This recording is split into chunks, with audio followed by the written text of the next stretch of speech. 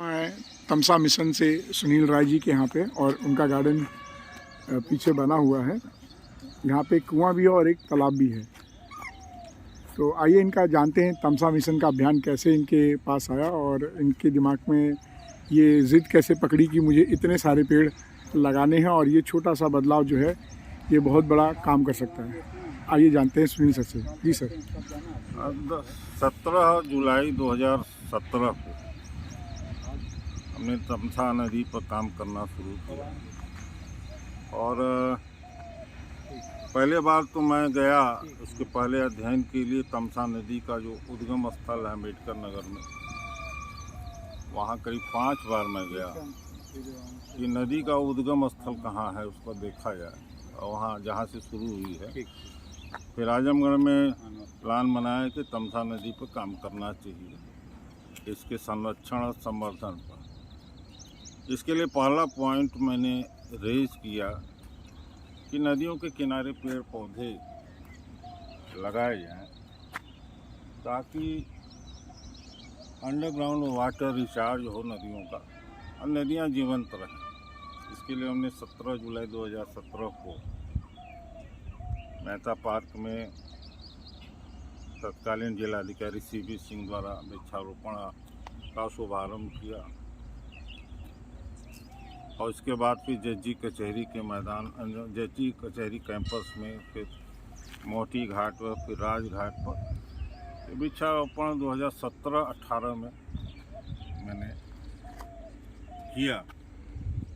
जब 18 में बाढ़ आ गई तो हमने कहा कि अब जो है पौधे जो लगाए गए हैं वो खतरे में, क्योंकि एक हफ्ता 10-10 दिन तक पौधे अगर डूबे रहेंगे फिर बचेंगे नहीं तो मुश्किल होगा। फिर हमने 2018 मकर संक्रांति के दिन पर यही भौरनाथ मंदिर के पोखरे पर जो स्थान था, हमने इसको CB सिंह जिलाधिकारी थे उनसे हमने शुभारम्भ कराया और पेड़ पौधे लगाना शुरू किए।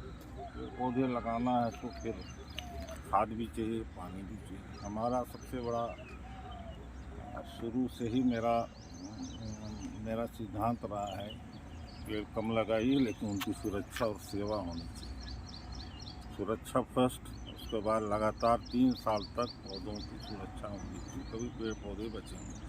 इसलिए मैं संख्या पर नहीं गया। वो सुरक्षा के लिए ट्री गार्ड में खर्चे बहुत। एक ट्री गार्ड बनवाने में 1000-1500 रुपया टोटल कास्ट पड़ जाता रहा। हमने जन सहयोग के लिए एक और रास्ता निकाला कि लोगों के माता पिताजी के नाम पर, बच्चों के जन्मदिन पर लोग जो खर्च करते हैं तो उनके स्मृति में उनके नाम पर पेड़ पौधे लगाए जाएं। बाकी सेवा और सुरक्षा का काम मेरा रहेगा। और मैंने घर से शुरू किया। 17 जुलाई तारीख इसलिए बता रहा हूँ कि उस दिन हमारे परिवार में दुर्घटना हुई थी और करीब 2 लोग मरे। डॉक्टर सुधाकर राय जो हमारे बनोई लगते हैं, हमारी बहन जी के नाम पर, हमारे भाभी, 2 लोगों के नाम पर हमने कहा जो आप लोग तेरही में खर्च करते हैं वो खर्च बचाइए, उन्हीं के नाम पर पेड़ पौधे लगाएंगे, उनकी आत्मा को वही जल देंगे तो उनकी आत्मा को शांति मिलेगी। तो 50,000 पहले 17 जुलाई के पहले मुझे मिला तो ट्री गार्ड बनाना शुरू किया और सुरक्षा के उपाय। फिर यह योजना जो है चल निकली। ये डॉक्टर सुधाकर राय के लड़के लगाए हैं उनके नाम पर। इसी तरीके से तमाम डॉक्टर सुधीर राय क्या लगते हैं आपको? हमारे बड़े भाई।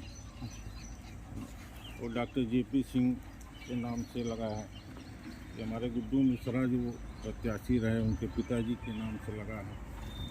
इसी तरह से हजारों पौधे लोगों ने अपने पिताजी, अपने माताजी के नाम से, बच्चों के जन्मदिन के अवसर पर पेड़ पौधे उनसे हमने लगवाया और उसकी सुरक्षा और सेवा लगातार हम यहाँ कर रहे हैं। एक प्रयोग हमने किया आजमगढ़ में पहली बार कि वेस्ट टू वेल्थ, मंदिरों के जो कचरे निकलते हैं, फूल निकलते हैं, कूड़े में चले जाते हैं, हमने उन मंदिरों के फूलों से ही खाद बनाना शुरू किया। और सामने जो दिखाई दे रहा है मंदिर के जो कूड़े कचरे में जाते हैं उससे हमने खाद बनाना शुरू किया है। और घर के भी जो सब्जियों के जो छिलके निकलते हैं, अंडे निकलते हैं, केले के छिलके निकलते हैं, तमाम जो चीज़ें निकलती हैं उससे भी मैंने खाद बनाना शुरू किया। दूसरा प्रयोग हमने पहली बार आजमगढ़ में किया है कि इधर जो घने जंगल तैयार कर रहे हैं, ये मियावाकी कंसेप्ट पर डिजाइन पर ये पौधे लगाए गए हैं। और 60 सेंटीमीटर की दूरी पर इसको 1 मीटर गड्ढा करके इसको सारे मटेरियल डालने के बाद ये अर्बन फॉरेस्ट के लिए ये जापानी टेक्निक है मियावाकी की। उस आधार पर 60 सेंटीमीटर तो पौधे लगाए गए हैं। और ये बरसात में लगा, इसकी ग्रोथ अभी देख लीजिए, ये 2 साल में जंगल तैयार हुआ। तो ये वाला सर आप कंपोस्ट बना रहे हैं? ये अच्छा।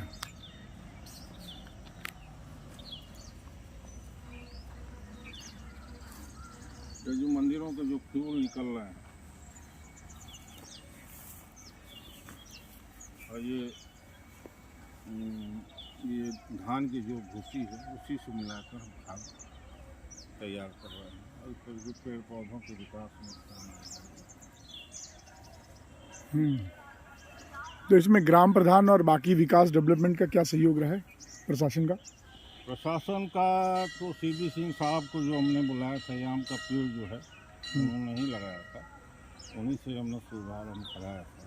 उन्होंने बहुत बड़ा प्रोजेक्ट यहाँ के लिए तैयार किया था आजमगढ़ विकास प्राधिकरण के लिए कि इस एरिया को एक पिकनिक स्पॉट के रूप में डेवलप करने का।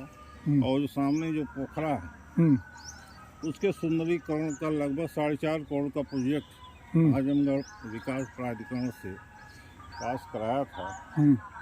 लेकिन उनके जाने के बाद उसका फाइल में पड़ी हुई आज भी अलमारी में, उसको स्थगित करके, नहीं तो ये पोखरा तैयार हो जाता, चारों तरफ टहलने का ये सुंदरीकरण हो जाता और यहाँ एक पिकनिक स्पॉट का स्वरूप हो जाता। तो ये बहुत अच्छा शहर से सटा हुआ बहुत बड़ा ये शहर के अंदर ये गांव बसा हुआ है और गांव का ही कंसेप्ट पर ये बहुत बड़ा काम हो जाता है। तो परिवार के लोग यहाँ हमें 1 आध घंटा समय बितावें, शहर में जगह कम है, इस तरह का ये हमारा प्लान था। लेकिन देखिए ईश्वर की मर्जी। जब ये जन सहयोग इसमें आस पड़ोस के लोगों का कुछ नहीं है? नहीं, आसपास के लोगों को हम जब भी बुलाते हैं हाँ, तो आते हैं, यहाँ कार्यक्रम में भाग लेते हैं।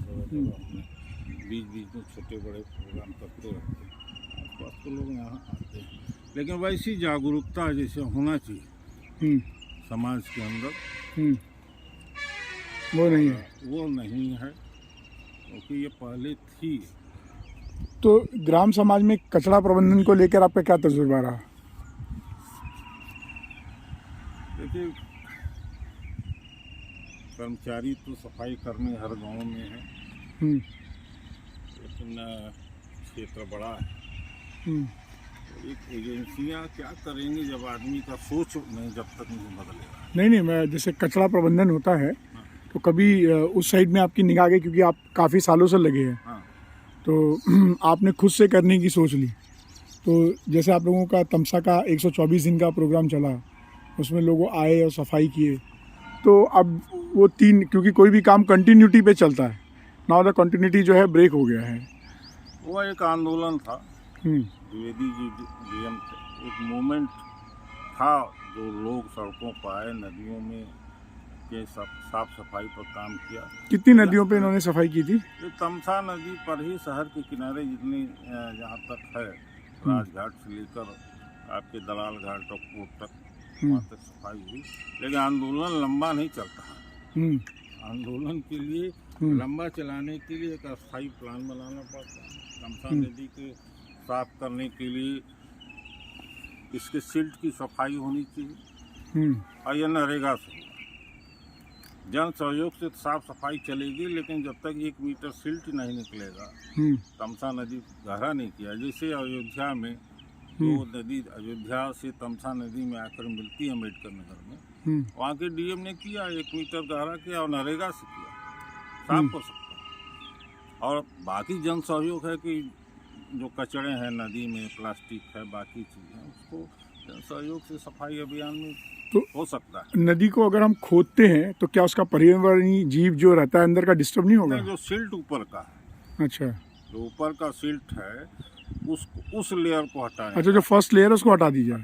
होता क्या है, नदी का अंडरग्राउंड एक स्रोता बनता है, रहता है, पोखरे में रहता है। ऊपर किसी कुएं की सफाई करते हैं तो ऊपर का सिल्ट हटा देते हैं तो नीचे से फुहारा निकलने लगता है। तो जमीन के अंदर का जो फुहारा सोता है वो जब तक खुलेगा नहीं, तो अंडरग्राउंड वाटर से ऊपर के पानी को कनेक्ट नहीं किया जाएगा। वहाँ एक लेयर बन जाता है घास का, बाकी चीज़ों का, वो सिल्ट को सफाई बहुत ज़रूरी है। अच्छा, ताकि पानी बरसात का अंडरग्राउंड रिजर्वायर में वो इकट्ठा हो सके और सालों साल चले, ये जरूरी है। तो आप तमसा जी की उद्गम स्थिति जो देखे उस पे देखने के बाद आपको क्या महसूस हुआ कि वो जो उद्गम स्थल है, तो तालाब है, उसका जीवन कैसा है भाई? वो खत्म है।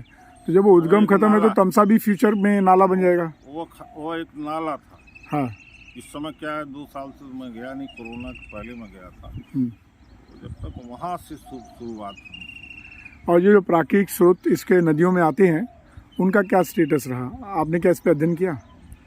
प्राकृतिक स्रोत जो नदी के सहायक नदियाँ हैं, उनको भी ऐसे ही सिल्ट की सफाई करने के लिए नदियों का जितना भी। तो कितनी सहायक नदियाँ हैं तमसा जी की? अब गिनती तो नहीं है, कुंवर नदी है और सिलनी नदी है, कई नदियाँ ऐसी। ये तो संगम हो गया, 3 नदी हो गई, इसके अलावा भी कुछ है छोटी बड़ी? छोटी बड़ी है, उधर लालगंज, नाम याद नहीं है अभी।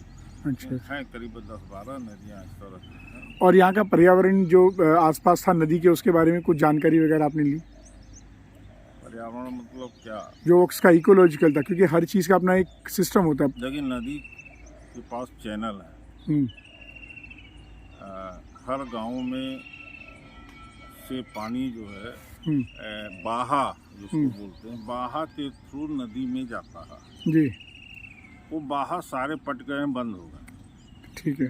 तो फर्स्ट में जब बरसात आती है तो वो खेत को भरता है। अच्छा, और खेत जब ओवरफ्लो करता है तो सीधे पानी जो है नदी में आती है, और नदी का पानी वो जो फ्लो है उसको रुकना चाहिए, जगह जगह नदी के बहाव को स्लो करना चाहिए, रुकावट आनी चाहिए, ताकि नदी का बरसात का पानी ज़मीन के अंदर भी जाए। लेकिन वो सीधे आ जाती है नदी में और तुरंत बाढ़ का स्वरूप ले लेती है, पानी जो है निकल जाता है। तो ये नदियों के किनारे कौन कौन से पेड़ का आपने अध्ययन किया? मतलब कौन से पेड़ थे, कौन से पौधे थे और कौन से जीव जंतु थे उसके आसपास? नदियों के किनारे जो पेड़ जो है जलीय पौधे लग सकते हैं। जलीय नहीं, जो आजमगढ़ की तमसा नदी के, क्योंकि हर का अपना एक होता है, जैसे हमारा कपड़ा पहनने का स्टाइल होता है, तो ये हम लोग अपने नर्चर से लेते हैं, जिस नेचर में हम रहते हैं या जिस एनवायरनमेंट में रहते हैं, और वही हमारे को ग्रो करने में हेल्प करता है। इसी तरीके से नदी एक जीवंत है ना। हाँ। तो उसका एक अपना पर्यावरण है जिसके आसपास सूक्ष्म जीवाणु, पशु, पक्षी, पौधे, घास, ये सब उगते हैं। तो क्या आपके नज़र में कोई ऐसा व्यक्ति है जिसने इस पर अध्ययन किया? ना, मुझे तो अभी ऐसा कोई नहीं है। ठीक है। आपका ओवरऑल तजुर्बा क्या रहा इस अभियान को लेकर?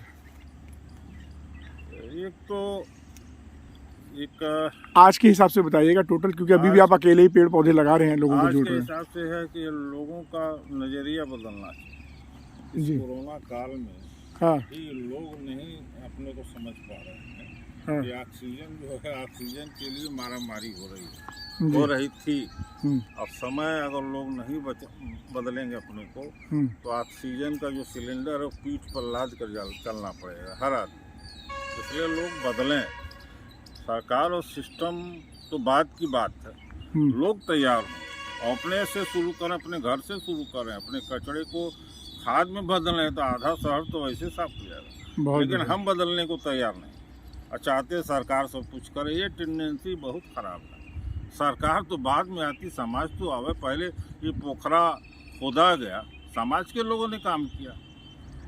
ये मंदिर बनाया, स्कूल बनाया, समाज के लोगों ने बनाया। सरकार कहाँ थी तब जब स्कूल और पोखरे और कुएं बनाए गए?